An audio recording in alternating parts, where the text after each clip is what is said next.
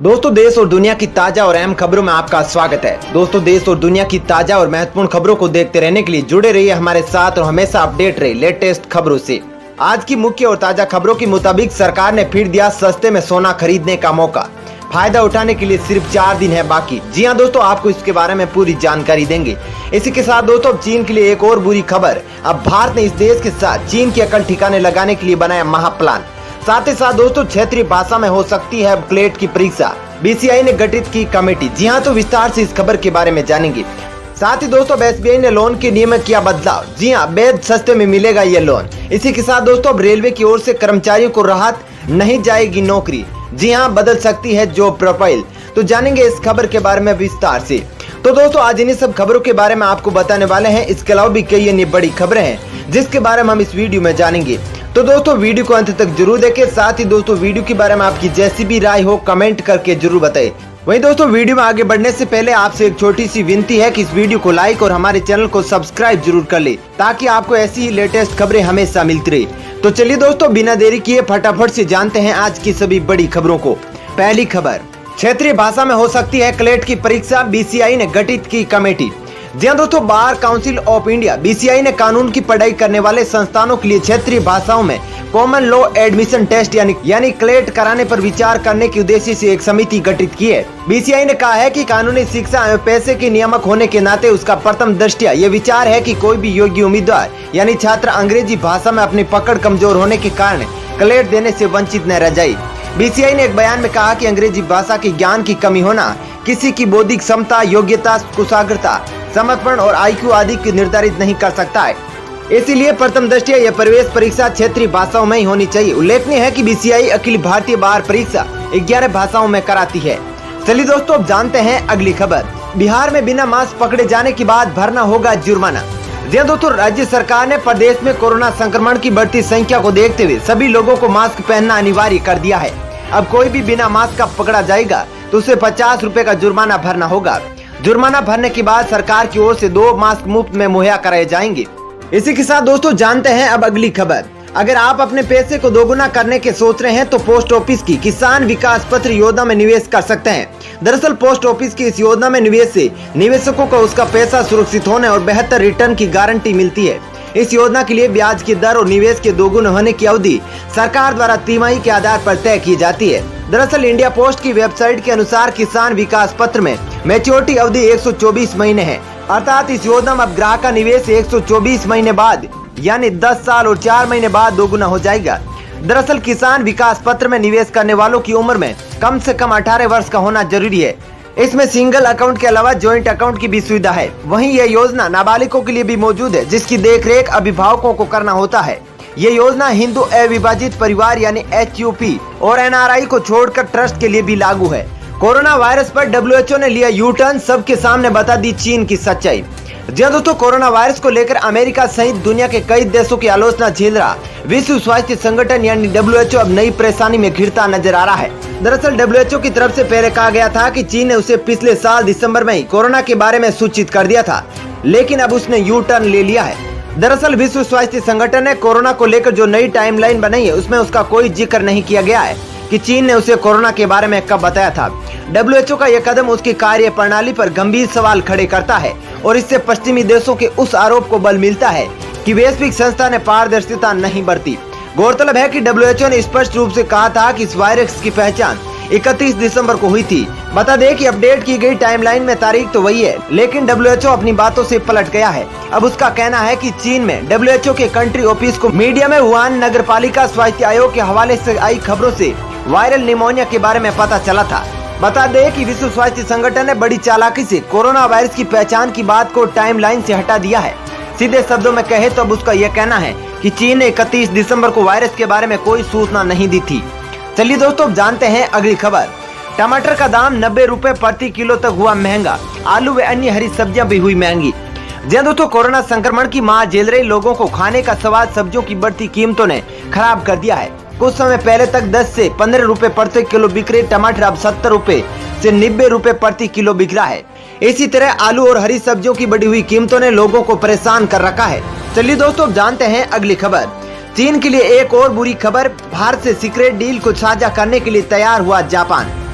जी दोस्तों, मोदी सरकार को एक और सफलता मिली है। दरअसल जापान अब चीन के खिलाफ भारतीय सेना के साथ सीक्रेट डील को तैयार हो गया है। उसने डिफेंस इंटेलिजेंस साझा करने के लिए अपने कानून में बदलाव किया है। इस बदलाव के साथ ही जापान अमेरिका के अलावा भारत, ऑस्ट्रेलिया और डिफेंस इंटेलिजेंस साझा करेगा। बता दें कि जापान के सीक्रेट कानून के दायरे में ये विस्तार पिछले महीने किया गया है। इससे पहले जापान केवल अपने निकटतम सहयोगी अमेरिका के साथ ही डिफेंस इंटेलिजेंस साझा करता था, लेकिन अब इस सूची में भारत, ऑस्ट्रेलिया और ब्रिटेन भी शामिल हो गए हैं।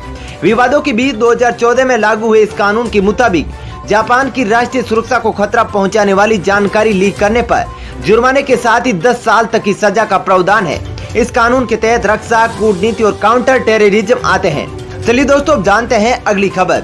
सरकार ने फिर दिया सस्ते में सोना खरीदने का मौका, फायदा उठाने के लिए सिर्फ 4 दिन बाकी। जी हाँ दोस्तों, केंद्र सरकार ने जनता को सस्ती दरों पर सोना खरीदने के लिए मौका दिया है। दरअसल निवेशक सोवरेन गोल्ड बॉन्ड योजना के तहत बाजार मूल्य से काफी कम दाम में सोना खरीद सकते हैं। इस योजना में अब सिर्फ 5 दिन बाकी है। योजना के तहत निवेश करने की अवधि 6 जुलाई 2020 से शुरू हो गई है और 10 जुलाई 2020 को इसका आखिरी दिन है। वहीं सरकार की ओर से इस योजना में निवेश के लिए 5 दिन तक का समय दिया गया है। सरकार की ओर से गोल्ड बॉन्ड में निवेश के लिए यह वित्त वर्ष 2020-21 की चौथी श्रृंखला है। पहली श्रृंखला 20 अप्रैल 2020 से शुरू होकर 24 अप्रैल 2020 को समाप्त हुई थी। योजना के तहत आप 4852 रूपए प्रति ग्राम पर सोना खरीद सकते हैं। यानी अगर आप 10 ग्राम सोना खरीदते हैं तो उसकी कीमत 48,520 रूपए बैठती है और गोल्ड बॉन्ड की खरीद ऑनलाइन तरीके से की जाती है तो सरकार ऐसे निवेशकों को 50 रूपए प्रति ग्राम की अतिरिक्त छूट प्रदान करती है। यानी ऑनलाइन सोना खरीदने पर निवेशकों को प्रति ग्राम सोना 4802 रूपए पर पड़ेगा। ऐसे में आपको 4820 रूपए में 10 ग्राम सोना मिल जाएगा। चलिए दोस्तों, अब जानते हैं अगली खबर। चीन के साथ तनातनी के बीच भारत को लगातार मिल रहा है विश्व में शक्तिशाली देशों का समर्थन। जी दोस्तों, वास्तविक नियंत्रण रेखा पर चीन के साथ तनातनी के बीच भारत के वैश्विक समर्थन में लगातार इजाफा हो रहा है। अमेरिका और ब्रिटेन जैसे देशों के बाद अब जापान ने भी सीमा विवाद पर भारत को अपना मजबूत समर्थन दिया है। जापान ने भारत को आश्वासन दिया है कि वह चीन द्वारा एलएसी पर यथास्थिति को बदलने के लिए एक पक्षीय प्रयास का विरोध करेगा। दरअसल विदेश सचिव हर्ष वी श्रृंगला और भारत में जापान के राजदूत सतोशी सुजुकी के बीच शुक्रवार सुबह फोन पर बातचीत के दौरान इस मामले पर चर्चा हुई। भारत ने जापान के साथ अमेरिका, फ्रांस, रूस और जर्मनी को एलएसी पर तनाव की ताजा स्थिति के बारे में जानकारी दी है। भारत लगातार अपने मित्र व प्रभावी देशों को एलएसी की स्थिति के बारे में लगातार अपडेट कर रहा है, जिससे ज्यादातर देशों की ओर से भारत को सीमा विवाद पर समर्थन मिला है।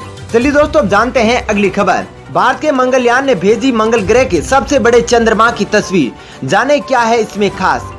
जी दोस्तों, भारतीय अंतरिक्ष अनुसंधान संगठन के मंगलयान यानी मार्स ऑर्बिटर मिशन ने मंगल ग्रह के नजदीकी और सबसे बड़े चंद्रमा फोबोस की तस्वीर भेजी है। MOM पर लगे मार्स कलर कैमरा में यह तस्वीर कैद की है। वहीं इसरो के मुताबिक फोबोस पर एक बहुत बड़ा गड्ढा नजर आ रहा है जिसे स्टकनी नाम दिया गया है। यह अतीत में फोबोस से आकाशीय पिंडों के टकराने से बना है। मालूम हो कि इसरो ने मंगलयान को अपने पहले ही प्रयास में मंगल की कक्षा में स्थापित कर दिया था। इसके साथ ही भारत मंगल की कक्षा में पहुंचने वाला एलिट समूह बन गया था। मिशन का उद्देश्य मंगल की सतह और वहां की खनिजों की संरचना का अध्ययन करना था। यही नहीं, इसका उद्देश्य वहां के वायुमंडल में मीथेन की मौजूदगी के बारे में पड़ताल करना भी है। मंगल पर मीथेन की मौजूदगी जीवन की ओर संकेत करती है। चलिए दोस्तों, जानते हैं अगली खबर।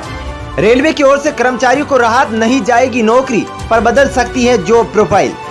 जी हाँ दोस्तों, भारतीय रेलवे ने शुक्रवार को आश्वासन दिया है कि किसी की भी नौकरी नहीं जाएगी, लेकिन आने वाले दिनों में उसके कर्मचारियों का कामकाज कुछ बदल सकता है। गौरतलब है कि रेलवे ने एक दिन पहले ही एक पत्र जारी कर अपने महाप्रबंधकों से कहा था कि वे रिक्तियों में 50% की कटौती करे और नए पदों का सृजन फिलहाल रोक दे। ऑनलाइन संवाददाता सम्मेलन में रेलवे बोर्ड के महानिदेशक यानी मानव संसाधन आनंद एस खाटी ने कहा कि भारतीय रेल संख्या में कटौती नहीं कर रही है।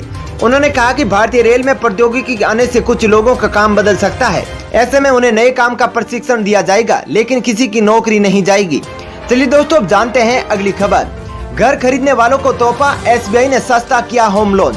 जी दोस्तों, भारतीय स्टेट बैंक ने अपने ग्राहकों को तोहफा देते हुए होम लोन को और सस्ता बना दिया है। देश के सबसे बड़े बैंक SBI ने अपने उन ग्राहकों को राहत प्रदान की है जो घर खरीदने की इच्छा रखते हैं। ब्याज दर में कटौती के बाद SBI अब होम लोन 6.95% सालाना की दर से देगी। वहीं बैंक में यह नई दर 1 जुलाई 2020 से लागू हो गई है। वहीं SBI में महिलाओं को होम लोन 6.95% सालाना की शुरुआत दर से मिलेगा, जबकि अन्य लोगों के लिए 7% सालाना की दर से रहेगा। इसके अलावा महिलाओं के लिए टर्म लोन 6.95% से लेकर और मैक्स गेन लोन की ब्याज दर 7.30% से 7.65% सालाना रहेगी। साथ ही गैर नौकरी पेशा लोगों के लिए ब्याज दर 0.15% ज्यादा रहेगी। चलिए दोस्तों, अब जानते हैं अगली खबर। अमेरिका और कनाडा में फंसे भारतीयों को लाने के लिए एयर इंडिया ने की किराए में छूट। जी हां दोस्तों, लॉकडाउन के कारण अमेरिका में फंसे भारतीयों को लाने के लिए चलाई जा रही वंदे भारत उड़ानों की किराए में एयर इंडिया ने अमेरिका व कनाडा से आने जाने की किराए में 25 से 45% किराए में कमी की है। लोग एयर इंडिया की अधिक किराया वसूलने की लगातार शिकायतें कर रहे थे। दोस्तों फिलहाल इस वीडियो में इतना ही। ऐसी ही खबरें देखते रहने के लिए आप हमारे चैनल को सब्सक्राइब कर ले। साथ ही दोस्तों वीडियो के बारे में आपकी जो भी राय हो कमेंट करके जरूर बताइए। साथ ही दोस्तों यदि आप भी हमारी मेहनत को सपोर्ट करना चाहते हैं तो इस वीडियो को लाइक और शेयर जरूर करें। धन्यवाद।